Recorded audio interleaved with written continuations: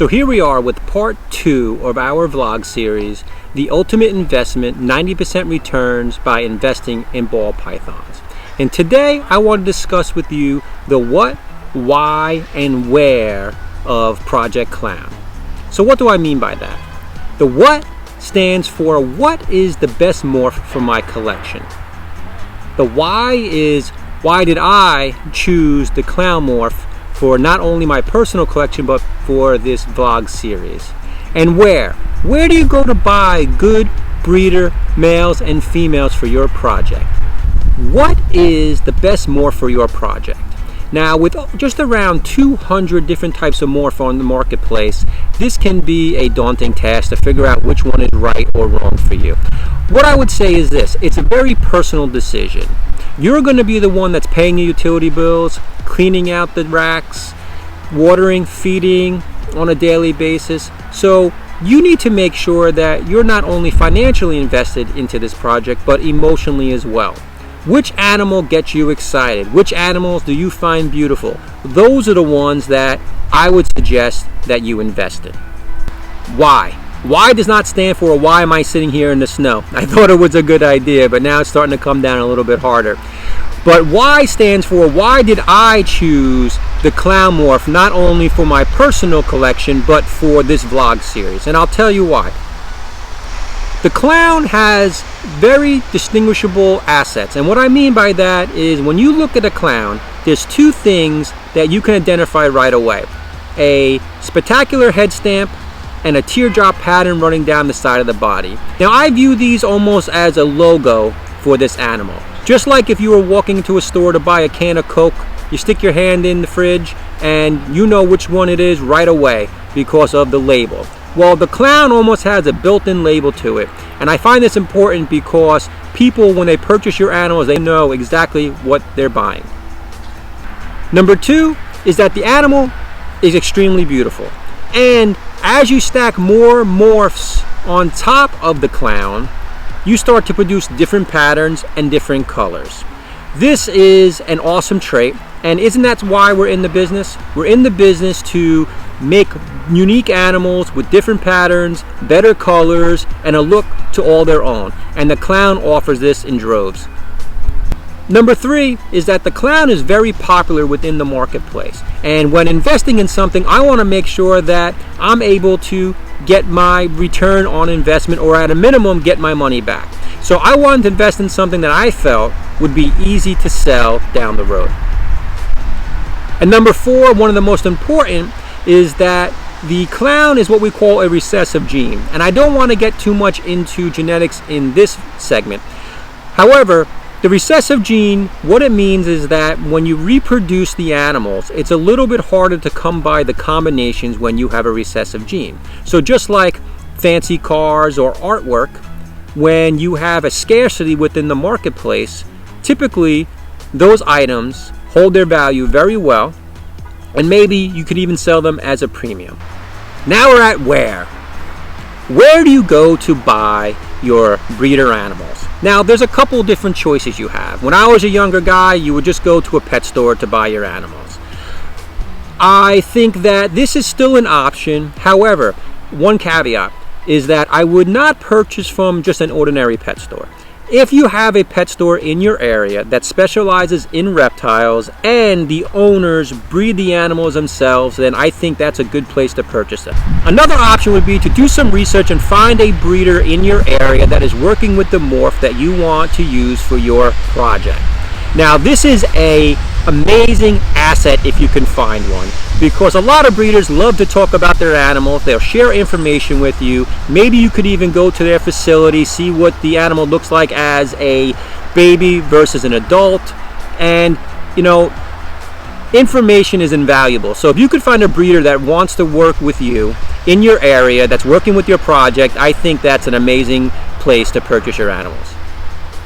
Then we have reptile expos or reptile shows. Now, for me, this is a great opportunity to see a ton of different animals in a short period of time. Why is this important? Because you can compare one clown to another clown, one pattern to another pattern. So reptile shows are a great place not only to find your breeders, but also to meet like-minded people who want to talk about ball pythons. A couple things about the shows is that they're usually very inexpensive to go, maybe anywhere between $5 to $20 for a ticket, and if you purchase an animal there, you won't have to pay for shipping. So you might be able to get an animal for a little bit of a lower cost, which is always good. And finally, you have the internet. Now there are a couple different sites you can choose from, but I'm only going to talk about one here because I think it's the best, and that is morphmarket.com. It has a ton of different information and tools to use to do your research, such as amazing pictures, tons of breeders that you can email, a genetic calculator. All these things can help you do your research. But what I like most about Morph Market is that you can really hone in on the animals that you're looking for. Everything from the sex of male and female, to the weight, to the age, to the dollar amount. So this makes your shopping experience a little less complicated. Now, I for one have purchased all of my animals on Morph Market and have from multiple breeders and have enjoyed my experience tremendously with all of them. So why don't we take some time now, hop onto Morph Market and look for our breeders for this project. This is morphmarket.com, and we're going to scroll down to where it says ball pythons. I'm going to click on that. This is going to bring us to the ball python section of the website. We're not going to do a full tutorial on Morph Market today. We're just going to jump right in and search for our female. So we'll go to the top where it says search in ball pythons. We're going to do our search options. Click on that. And this is going to bring our fields up for our search criteria. So first of all, we're looking for 5 females. So let's click on female. We are looking for females that are 700 grams or above, and we're going to talk about that a little bit later on. We're going to have a budget of about $8,000, and we're only looking for visual clown. So included morphs, we're going to type in clown, and let's hit go. And this is going to bring up our results. So right off the bat, you see on the right hand side, we have a female clown for 900 grams. So let's click on her. And as you can see, she's a good looking girl. The breeder put some notes down here, and she's priced in at $750. So she definitely works within our budget. We're going to purchase her. We'll go back to our search results, and then we see another clown 100% het pied. So let's click on this one. Now she's a little bit more money, but then she has a double visual gene in her, so she's definitely worth the money. She's also a proven breeder, so that means we can get her up to speed and producing a clutch year 1. She's 1,267 grams, and again she's priced at $3,000. And then at the bottom here we see another clown. She's just a visual clown, but she's a good looking girl. I actually almost purchased this snake for my personal collection, but I was a little bit too slow to pull the trigger. She's weighing in at 735 grams, so she just makes the cutoff, and she's priced in at $1,000. So what we're going to do now is, these were all the animals that I found that work for our project under the available section. We're going to need a couple more animals, so let's go to the sold section. This is a great place to look for what I call market comparables. This is how you can decide if you're actually paying market price for an animal. You search for animals that have been sold already, and you can see what they sold for, not what the asking price is for. Or I should take that back, the original asking price. So we're going to go back into our search functions where it says availability. We're going to change that from for sale to sold. Hit go. And then this is going to bring up search results for animals that have sold recently. And right here on the bottom we find another female, 2018. She's priced at $1,200. So let's click on her. And again, nice looking animal, weighing in at 900 grams. So she fits the criteria. We're going to purchase her. So now we quickly found 4 animals. I was able to find one more female, but now we're going to look into the male. Okay, our criteria is at least 100 grams, a budget of $4,000, and because we found a female that was het pied, let's try to find a powerhouse male to breed her and have him to be a double visual clown pied male. So let's see what we can come up with. Let's go. And very quickly we're able to find on the left hand side here a pastel clown pied. Looks like he was born this year. He's only weighing in about 100 grams. And he's priced at, I think, $3,500. We'll get a better look at him here. Good looking boy. So there you have it. We were able to find 5 snakes fairly quickly. And this is our stable here. So I was able to find one more clown female, and she was a clown blade, which will be put into our breeding program as well. So here are the animals that we are going to purchase. Now, some of you may be thinking, well, not all of these animals are currently available, and that is 100% true. However, this is an exercise to show you how to put a project together. So my purpose here is to show you that these animals do exist within the marketplace at these weights, at these prices.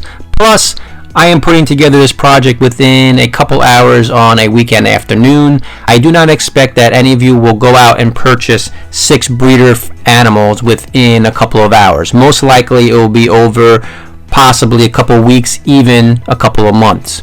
So this is just an example to show you that with a little time and a little patience, you will be able to find these animals on morphmarket.com if you check back with the site regularly.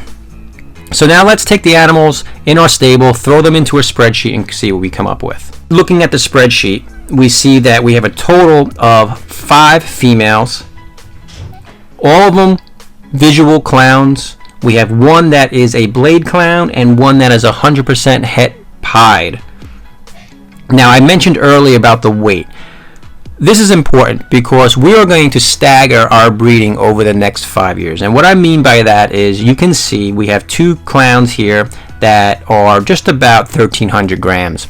Now, these animals should be able to go right away, meaning that the next breeding season we should have them up to weight and they should be healthy enough and ready to breed and produce clutches.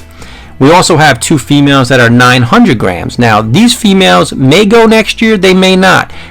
It just depends on how they're feeling and if we did everything we were supposed to do as breeders to get them to the appropriate weight and body condition.